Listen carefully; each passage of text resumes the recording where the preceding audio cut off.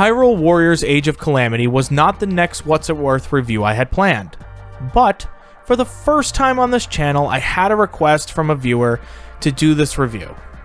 And luckily, I had already picked up Hyrule Warriors Age of Calamity from my local Walmart for $49 and change because I myself really wanted to play the game.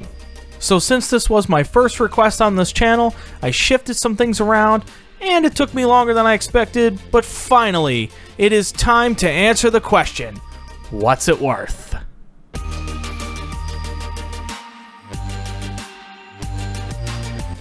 Hello everyone, and welcome back to another episode of What's It Worth, where I review a game, show some gameplay, and let you know, in my opinion, what I feel a game is worth. As always, please know, I understand a game is worth what someone is willing to pay for it. Obviously, anyone is able to have their own opinion on what they like and dislike, and have the freedom to buy and pay whatever they feel is reasonable. This is just my opinion based on the content within a game, the age of the game, how long it is, replayability, if there is multiplayer available, and how good the multiplayer is. I've spent many years buying and playing games and have a general idea what I feel I should be paying. This is simply to give you an idea or baseline of what a game is worth. And if money is no object, this is still a general review, so there is still something here for you. So let's get started. I had really high expectations for Hyrule Warriors Age of Calamity since it is a prequel to The Legend of Zelda Breath of the Wild, which is one of my favorite Switch games. Now, as always, I will try not to spoil anything while talking about the story. Hyrule Warriors Age of Calamity is set 100 years before the events of The Legend of Zelda Breath of the Wild. The story starts off with a small guardian who travels back in time from a future of ruin in the midst of the calamity to save Princess Zelda.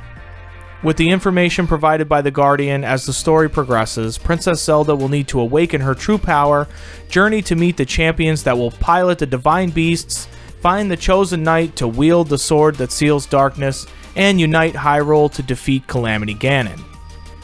This story took me approximately 21 hours to complete, and I did do a bunch of side missions and backtracking through some of the levels, so your mileage may vary.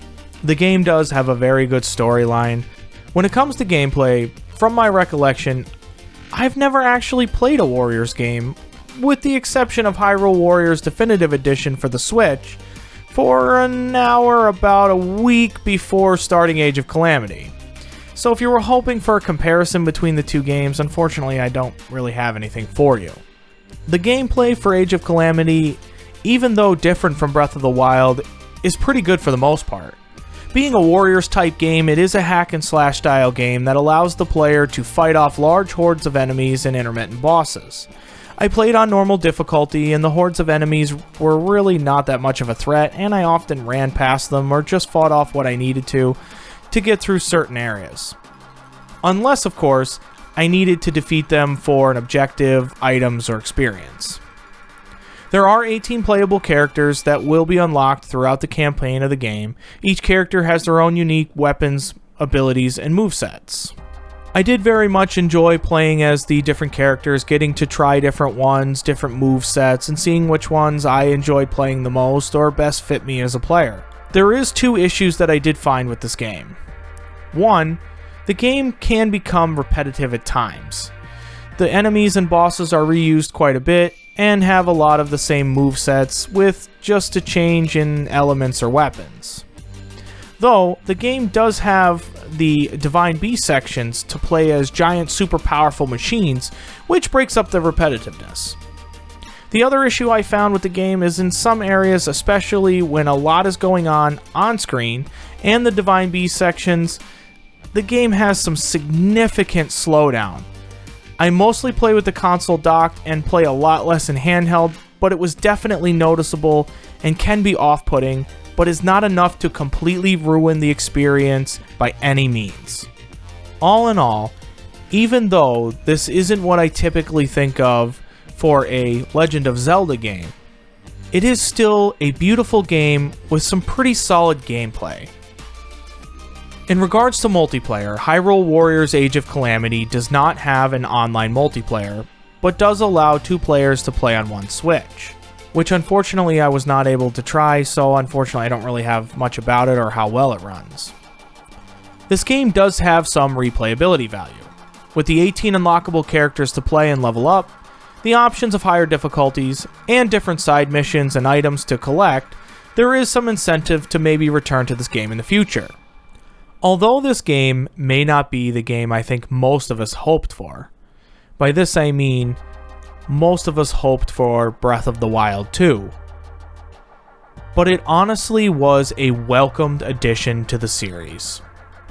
So what's it worth? This is a good game both in story and in gameplay.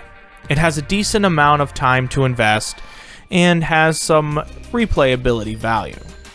It does have some issues and some rough slowdowns and can be repetitive at times, but all in all, it is a fairly decent game. With that said, I would say that the game is worth right around the $40 mark. As always, I hope this review helped. I would like to mention before closing that for the viewer that asked for this review, and for all of my viewers and subscribers, I would like to thank you and tell you how much I appreciate your support and feedback. Thank you again so much. Later.